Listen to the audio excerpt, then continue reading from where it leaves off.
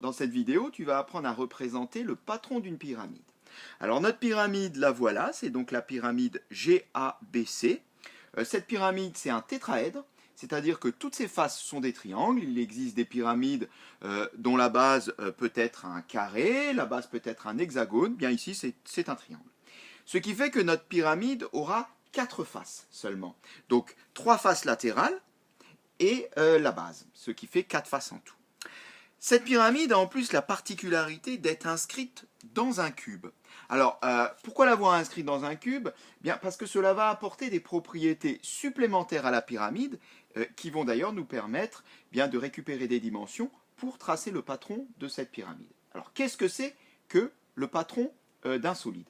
Eh bien, c'est tout simplement ce même solide, mais déplié, dans le but ensuite de le replier pour le fabriquer.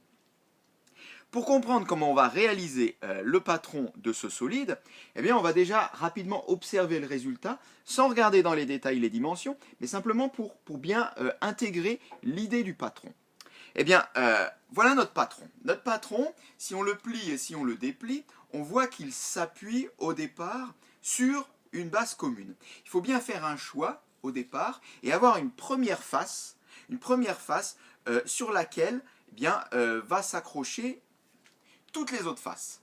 Donc l'idée va être ici eh bien, de construire cette première face, on va dire le sol de la pyramide, hein, donc ce qu'on trouve par terre, et ensuite eh bien, de faire tomber une à une tous les murs de la pyramide, c'est-à-dire toutes les faces latérales. Alors pour cela, eh bien, on va être amené à construire face par face, mais celle-ci en vraie grandeur.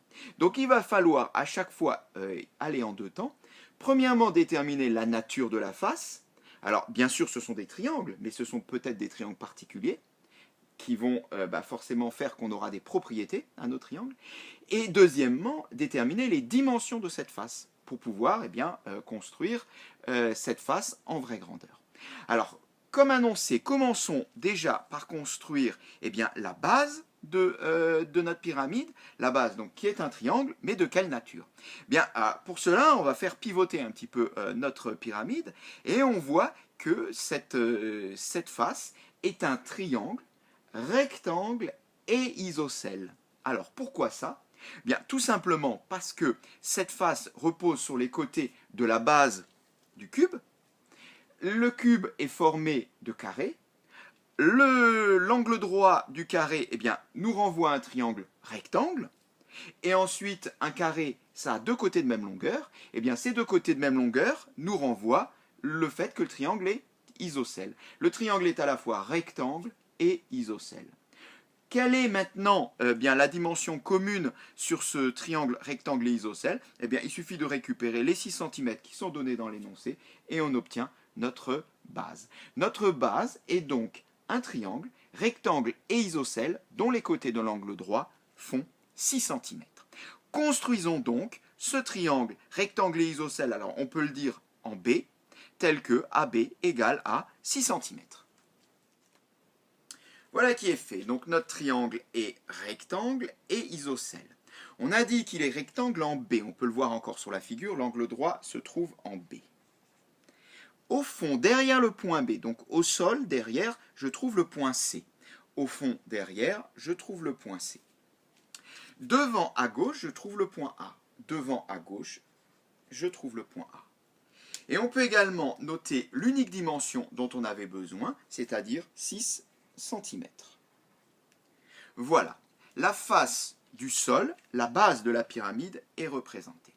Maintenant, comme annoncé, on va faire tomber l'un après l'autre les murs de notre pyramide. On en a 3, on a 3 faces latérales. Alors il faut faire le bon choix et il faut regarder qu'est-ce qu'on pourrait représenter, éventuellement arriver à déterminer la nature de ces faces. Si on regarde la face de devant, donc on peut la faire pivoter un petit peu. La face de devant, il semblerait que ce soit un triangle rectangle. On a ici 6 cm connus. Par contre, la longueur BG n'est pas connue, puisque la longueur BG, c'est en fait la diagonale de la face BCGF de notre cube. Autrement dit, c'est l'hypoténuse du triangle BCG.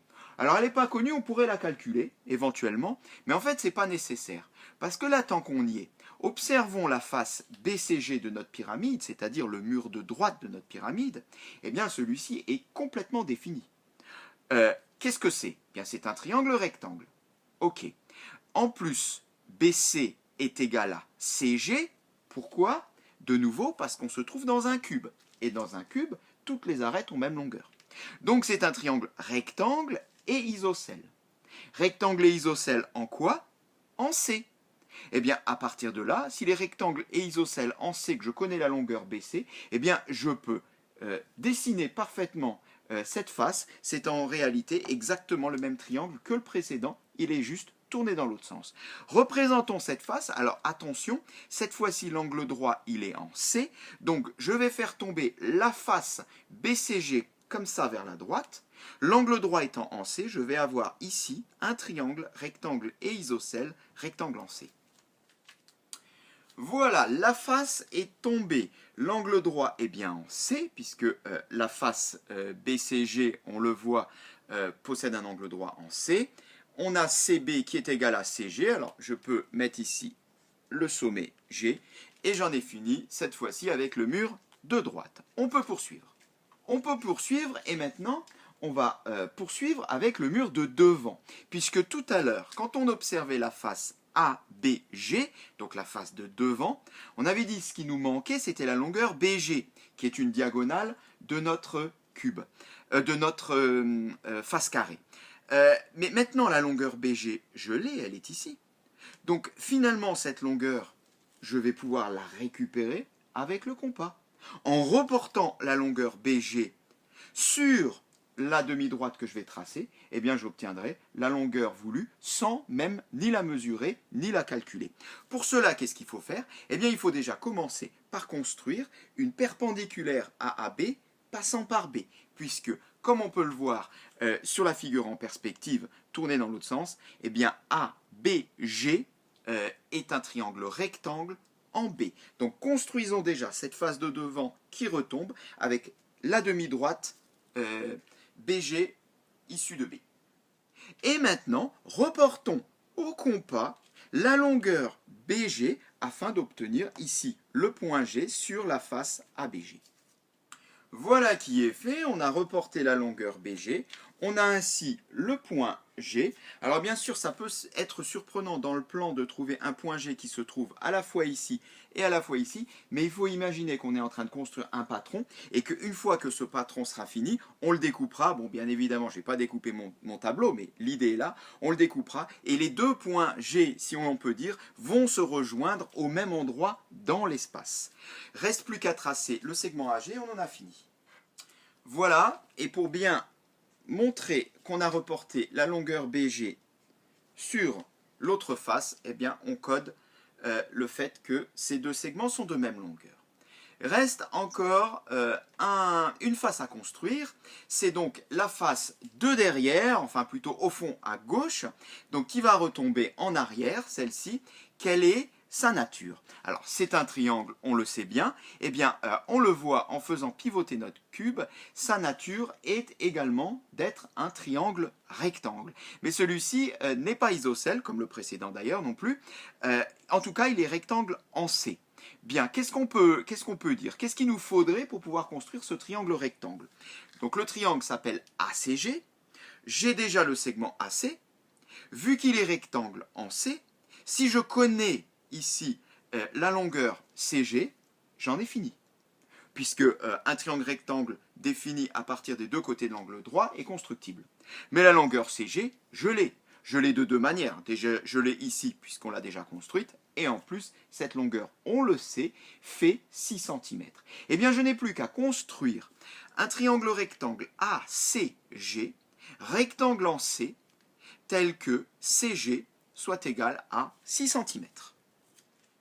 Voici, donc on a reporté ici la longueur CG, je trouve ici une troisième fois le point G, je n'ai plus qu'à fermer le segment AG pour avoir la face ACG. Et voilà qui est terminé, on obtient donc notre face ACG. Alors, pour vérifier si ta construction est bien faite, eh bien normalement, cette longueur-là devrait être égale à celle-là. D'ailleurs, on le voit, elle porte le même nom, AG et AG, puisque quand on va faire le pliage, normalement, ces deux segments-là vont se superposer. Donc, au compas, vérifie que ces deux longueurs sont égales. Si ce n'est pas le cas, c'est certainement qu'il y a des imprécisions au niveau de la construction.